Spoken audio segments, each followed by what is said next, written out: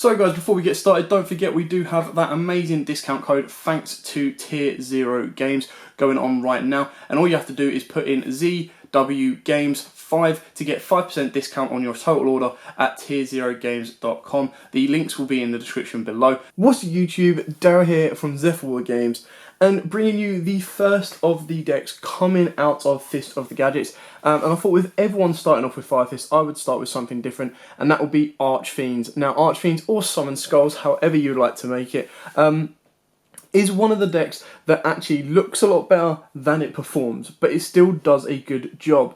Now, to build this deck, what I did is I said there was me, Joe, and Ed, and we basically said, right, we want to build an Archfiend deck, we want to make it pure. How can we do it? We want to build it, like, not an Archfiend, but like a Summon Skull variant of the Archfiend deck. We want to make it pure, how do we do it?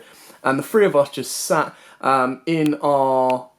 So we go to the services in South Mims, we sat there, and we basically went, cool. And we started banging Fiend monsters back and forth, and different cards that were missing in the deck, and we started off with like a 75 card deck, and then we started cutting it down, and we worked it around quite a bit, and we've done, you know, a lot of back and forth to get this deck to where it is right now. And I think this version right now is the best in order to use and abuse all of the new cards. Your Ritual, the Fusion, and the XYZ, and of course the Archfiend Ritual itself being one of the main boss monsters from the set.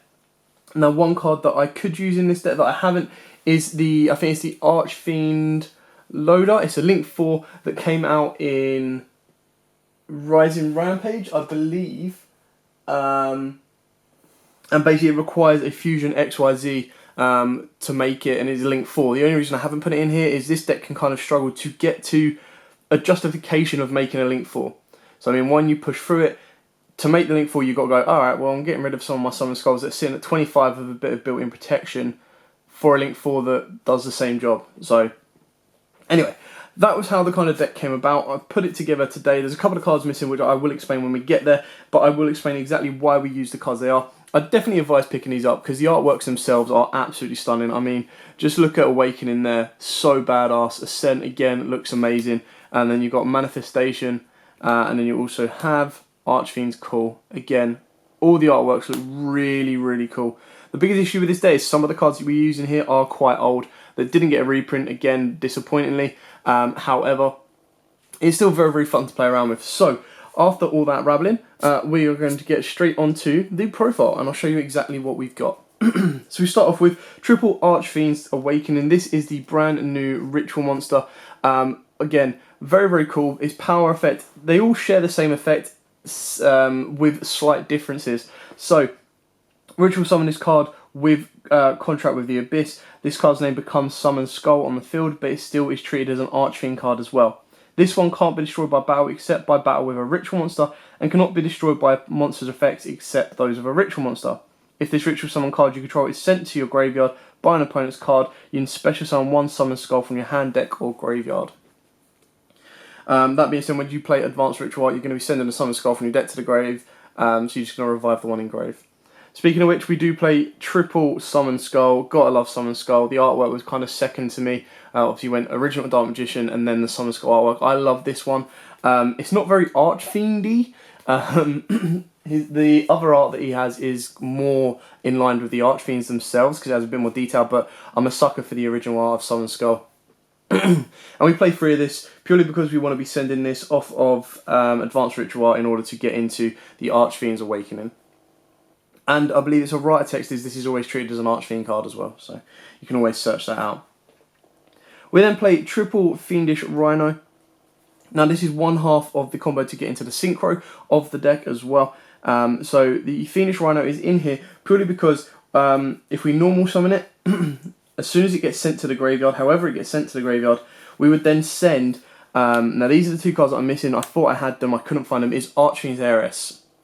Now, Archfiend's Heiress is if it is sent to the graveyard via a card effect. So, Foolish Burial, sent via Fiendish Rhino, you get to add an Archfiend card. So that then allows you, because all of these cards are treated as Archfiends, it lets you search out your Ritual monster, which then means Manju or any of your other cards can search out the Ritual spell, pushing it further forward, which is why we play 2 of these. I had looked at 3, but 3 can get a little bit cloggy. We do play a very, very spicy tech a little bit further on in the deck. They can get rid of this in hand, and again, I'll explain why when we get to it. But the reason we combo with these two, even if you normal summon the Ares, is because we do play triple Psychic Wielder. Now the reason we play triple Psychic Wielder is it is a level 3 tuner. So if we control any of the level 3s, we get to special summon it, and then we can use it to synchro into Archfiend's Call. Now, most of the profiles I'd kind of seen previously were going with a rank 4 engine or a Red Resonator into a level 4. Now, not only is Red Resonator susceptible to stuff like Veilers and Ogres that can really derail the whole synchro play, I just felt that Wielder, comboing off with Ares and of course Fiendish Rhino, can be very, very good, and can use and abuse the ability to go into the synchro quite easily, and then you have additional fodder should you need it and not want to go into the synchro for your ritual summon as well. So Psychic Wielder is a very, very good choice, and it also means you can play E-Telly, so technically you're playing 4 tuners in the deck to go into your level 6 synchro. Next up, of course, we've got Triple Manju. This is where it kind of clashes with your normal summon, is the normal summon will then have to choose whether you want to go for the synchro play on your first turn, or whether you want to go for the ritual, depending if you've got the other pieces in order to finish that ritual summon. Now this is something that I was seeing people play with Red Resonator. The issue is that when this card is normal or flip summoned, so it doesn't actually get the effect if it's special summoned off of Red Resonator, meaning that it just becomes fodder for the synchro. The synchro is good, it's generic, but it's not in no means busted in comparison to the ritual. And then for the very, very spicy tech to help with the XYZ, we do play double Apprentice Illusion. The reason of this is it is just a free level 6 summon. So you get this on the board with the ritual and you really, really want to go into the XYZ, easily done. And you can get these on one turn very, very easily as well. It's just a free level 6, plus if you get the Ares in hand, you can send the Ares, search out your ritual monster, and already you still have your normal summon. So technically, the combo would go 3 cards, Apprentice, Manju, and a discard fodder or Ares. Discard the Ares, Ares search you out the ritual monster, summon the illusion. Manju, normal summon, search out the ritual spell, play the ritual spell, bring down the other level 6 ritual monster, overlay the ritual monster and the illusion into the XYZ. Now, obviously that's not a game-breaking combo, but it's just a small little combo that you can use into this deck that gets you into it. The deck does currently sit at 44 cards, so there are areas that I need to cut down on, but like I said, this is as close as we could get in order to use and abuse all elements of the new Archfiend cards, so the XYZ, the Fusion, the Synchro, and the Ritual. If you want to focus solely on one more, if you want to focus on the Ritual mainly, that's where the Incantations come into play. If you want to focus on the XYZ, you've got to go for more rank 6 summons. And if you want to focus on the Synchro, that's where you'll start putting in your Red Resonator, some more generic level 4s, and maybe even go back to the original Archfiend stuff like Archfiend's, I think it's Cavalier. You've got your Archfiend Commander as well, so you can go more down that route if you wanted to.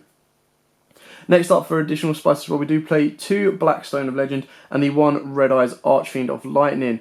Now, obviously, the best thing about this is it is a Red Eyes card, so you normal summon this, tribute this off, special summon this from your deck. Straight away, you've got an instant level 6 Archfiend on your board that can then be used for ritual fodder, or of course can be used as XYZ fodder. The stone then allows itself to recycle, so once you do get the Red Eyes Archfiend into the graveyard, you spin this back into the deck and add this back to your hand, which means you can just do the play again. It also means this can be summoned into a Link Karibo as well for a little bit of additional protection.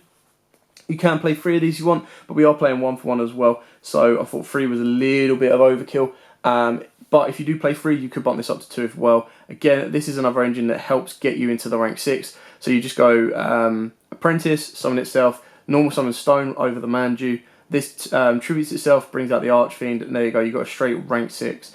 On top of that, if you don't use your normal summon, of course, you can bring this down as it is a Gemini monster, and then once per turn you get to destroy all face-up monsters on the field with defense lower than this card's attack. So you'll pop in everything that has less than 2500 defense. So that's very, very cool as well. For the last card, we do have the Tour Guide. Tour Guide, obviously, to get Ares from the deck, but it also gets you the Fiendish Rhino. Now, the one thing we haven't kind of sorted out in this deck right now is with the Tour Guide, do we want it to be going into some rank 3s? I mean, Dante is not really that effective in this deck because all you're going to mill off is a Fiendish Rhino or an Ares, whereas stuff like Acid Golem, you've got your Levineer, which could be quite helpful because we do play a Laura Darnis, which means you can start bringing some of these back. but the chances are your Allure of Darkness is going to be hitting some of your bigger monsters like your Summon Skull more than anything else. So it's something you can look into. It's just to get a Fiendish Rhino on board, link the two together as they are both Fiends, go into a Link 2, or just so you can then bring out your Fusion and a Synchro or Fusion in XYZ, stuff like that. Onto the spells, of course, we play triple Advanced Ritual Art. This is the best ritual spell in the deck because it lets you ritual summon any one ritual monster, but you send normal monsters from your deck to the graveyard whose total levels equal the level of that ritual monster. So Summon Skull, deck to grave, just bring out your ritual monster. Not much more needs to be said about this one. Triple Allure of Darkness. Of course, you do play a lot of dark monsters in this, so we do want to play a decent amount of draw cards and draw power. So playing Allure of Darkness is not the end of the world. We then got triple Preparation of Rites, and you get to add a level 7 or lower ritual monster, which is exactly what the new Archfiend's Awakening is. And then you get to add a ritual spell back from graveyard. So if you open up with this and a way of getting into the ritual monster, you can actually bring back your Advanced Ritual Art. So you play Advanced Ritual Art, send a Summon Skull, summon out the ritual. Then you play Preparation of Rites, add back the ritual spell, search out another Archfiend's Awakening, then play the ritual spell, send in a second Archfiend or Summon Skull from your deck to the graveyard, and straight away you got two pretty much indestructible Archfiend rituals on board, which can then go into the XYZ should you wish. For the last of our draw cards, we do play double Celestial Observation, purely because we do play 8 level 6s. So you've got the 2 Apprentice, you've got the 3 Summon Skull, and then you have the 3 Archfiend's Awakening. So again, what you can do is you can summon out your Apprentice, put it back into the deck. You draw into a Summon Skull, you put it back into the deck, draw 2, and then if you draw into the Ritual Spell, you just send the one from the bottom of the deck to the graveyard as well, which gives you a little bit of playing around with. The reason I've only got 2 is it is a hard once per turn, so you don't want to be opening up too many of these. Like, you don't want to open up 2 of the 3 because then you've got to sit on one for a turn. You can put it up to 3 if you wish, but again, when we're looking at space of this deck, I've tried to keep it as low as I possibly can. Next up for the fusion spells, we do play Dark Fusion. Now, this is another interesting one that me, Ed, and Joe kind of looked at, in the sense that because it is used to ritual summon a Fiend monster, which is exactly what your Summon Skull Fiend monster is, the reason we chose this over Polymerization is because we're not running any search cards specifically for Polymerization, and this gives you the added protection of not being able to be targeted by your opponent's monsters, spells, or traps the turn it is fusion summoned. So it was just a fusion spell that gave you that little bit extra, so I thought, why not give it a go? If you do want to go for poly, you can go for 1 poly and a searcher for the poly. Anything you kind of want to play around with is entirely up to you. I just think this is a very, very good tech to trial out, especially while you're going into a Dark Fiend monster. Then for the last of the 2 obs, we've got 2 Super Poly, because you can actually run the majority of Super Poly targets, spoiler coming up, so you can actually play Archfiend's Manifestation, because all of your monsters count as Summon Skull, so you can use this and a dark monster your opponent controls during your opponent's turn to make this guy. You can then obviously hard summon yourself, your Predaplant Draco Spelia, again using a fusion monster, so your Manifestation into this and a dark monster your opponent controls, or of course you can use 2 dark monsters. So if you want to go for the kill during the battle phase, you can actually just use and abuse Super Poly yourself and kill your opponent off. So you attack him with your Archfiends, then Super Poly, go into Manifestation, send in an Heiress if you need to, or anything like that, Fiendish Rhino, and then you're going into another fusion monster, which has probably finished the game off for you. Then for the 1 odds, we've got the 1 Foolish Burial, Heiress, and Fiendish Rhino, 1 for 1 for the Stone, the 1 E-Telly for your Psychic Wielder, and then finally the 1 Contract with the Abyss, because again, this doesn't really do anything more for us that Advanced Ritual Art doesn't do already. This one obviously you use to ritual summon any dark ritual monster. You must also tribute monsters from your hand or field whose total levels equal exactly the level of that ritual monster. So it doesn't actually extend too much for us. It just gives us an alternative ritual spell to use if we do have like 2 level 3s on board, for example. So again, Advanced Ritual Art is probably better in my opinion. But then if you do open up with your level 6s, stuff like this could be a useful search out if you need it. And then lastly, we do play double Dark Sacrifice. Now this is actually really, really cool in this because you get an additional plus. So when your opponent activates a card or effect that would destroy a card or cards on the field, negate the effect, then send 1 level 3 or lower dark monster from your deck to the graveyard. So you can use both of these by sending an Heiress, and an Heiress will then search you out 1 of your Archfiend cards. So you can see how important this card can actually be in the deck. Now, the biggest issue we've got right now is we've only got technically 3 Dark level 3s, and that is, of course, your 2 Heiress and your Tour Guide. So if you've played your Tour Guide and you've played your Heiress, one of these will be dead. So that's something that you can consider to either side this in, or of course add some cards in yourself, add more Heiresses in. It depends on what angle you would like to go with, and that's where the creativity or personal preferences come into play. So that's it for the main deck. Now on to the extra deck. Again, quite straightforward and simple on this one. Nothing too extravagant. So we'll start off with the XYZs and Synchros because we only play 1s of each. So we do have the 1 Archfiend's Ascent. This one is, again, 2 level 6s. It becomes Summon Skull on the field and is still treated as an Archfiend card. If Summon Skull or Skulls you control would be destroyed by battle or card effect, you detach 1 material from this card instead. If this XYZ summoned card you control is sent to the graveyard by an opponent's card effect, you can special summon 1 Summon Skull from your hand, deck, or graveyard. It's a shame these guys don't count as Summon Skulls in the graveyard, because then you could revive them off of the Ascents or their own effects. As long as it just said, you know, revive 1 Summon Skull from your hand, deck, or graveyard, it accepts itself. That would kind of work. We'll then play the 1 Archfiend's Call. 1 tuner, 1 non-tuner monster. This card's name becomes Summon Skull on the field, but is also treated as an Archfiend card. Your opponent cannot target any Summon Skull you control with card effects. If this Synchro Summon card you control is sent to your graveyard by an opponent's card effect, special summon 1 Summon Skull from your hand, deck, or graveyard. And then we do play double Manifestation, so I'm just going to put those there. Manifestation is probably one of the better ones in the sense that, again, it becomes Summon Skull and it's still an Archfiend card, but all Summon Skull you control gain 500 attack. If this Fusion Summon card you control is sent to the graveyard by an opponent's card effect, special summon 1 Summon Skull from your hand, deck, or graveyard. So this one gives a nice boost. It turns all your Archfiends or all your Summon Skulls into 3k beaters. So if you end up getting 2 of the ritual monsters in this guy, you've got 9k on board straight away with a little bit of additional protection. For the rest of the fusions, we just got super poly targets in Mud Dragon. Obviously, I said you can actually use the Predator Plant and you can actually use the Starving Venom. So either one of these you have personal preference with. These can actually help push you for game. If Salads are still around and still causing you issues, you might as well play the Violet Chimera. Alternatively, you can play, bring it over here, you can play the Borreload Furious Dragon because it does require 2 Dark Dragons. So if your locals are seeing a lot of rockets and you want to be playing the Archfiend deck, that is one option that you can put in as a super poly target. Onto the Link monsters, we do play the 1 Link Karibo and double Master King Archfiend. This one's kind of cool in the sense that is during the standby phase, pay 500 life points or destroy this card. Once per chain, if you pay life points except during a damage set, you can send 1 Fiend monster from your deck to the graveyard with attack and defense equal to the amount paid. Once per chain, if a Fiend monster is sent to the graveyard except during the damage step, you can roll a 6-sided dice and apply these effects on one of those monsters based on the result. So 1, add it to your hand, 2, 3, 4, or 5, shuffle it into the deck, and 6, special summon it. So it's a bit of a gamble, but it can mean that you can bring out one of your original Summon Skull, or of course you send your Heiress, get the search of the Heiress, and then you can summon it back if you need to. The other Link 2s, we've got the Wee Witch Apprentice, and we've got the Psyframe Lord Lambda, just because it's generic. 2 darks, so you can actually, if you get your fusion monster with this card, they're going up to 3,500 beaters, which is insane. And then we've got the 1 Phoenix, and finally our boss monster, technically the extra deck, is Unicorn.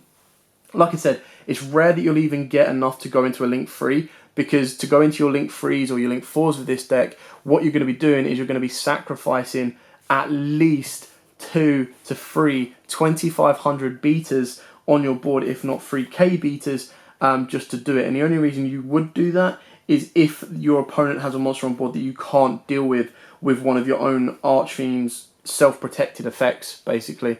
So you've got to be very, very careful on how you do it and when you do it. But if you do feel that at your locals you will be susceptible to that style or those type of cards, then and you've got no way of breaking them with your Super Poly or anything like that, then definitely consider putting in a Link 4. But just know your opening hand has to be very, very specific in order to produce that board to get into the Link 4. So you're going to be using a lot of resources to do so. Anyway, that is it for the Archfiend or Summon Skull deck, as I'm going to be calling it, because it is all about the Summon Skull. I hope you liked it. I hope it's giving you a structure to build off yourself. Like I said, these cards, the brand new cards, are incredibly cheap. I don't expect them to be high values in money, purely because the amount of people that are buying it for the 5th stuff, there's going to be a lot of this left over and spare that people will be wanting to trade or get rid of. So you definitely pick these up for cheap while you can, and it's definitely worth giving them a go if you're a fan of the original Yugi and Summon Skull as well. But for now, again, keep helping us get towards that 15,000 subscriber mark. We are pushing and crawling to it as close and as fast as we possibly can. All your support really does matter. It is your support that keeps us doing stuff like this for you. But for now, thanks for watching. Like, comment, subscribe, share, and as always, guys, happy dueling. What's up, YouTube? Dad here from YUGIOH. Thanks for watching that video.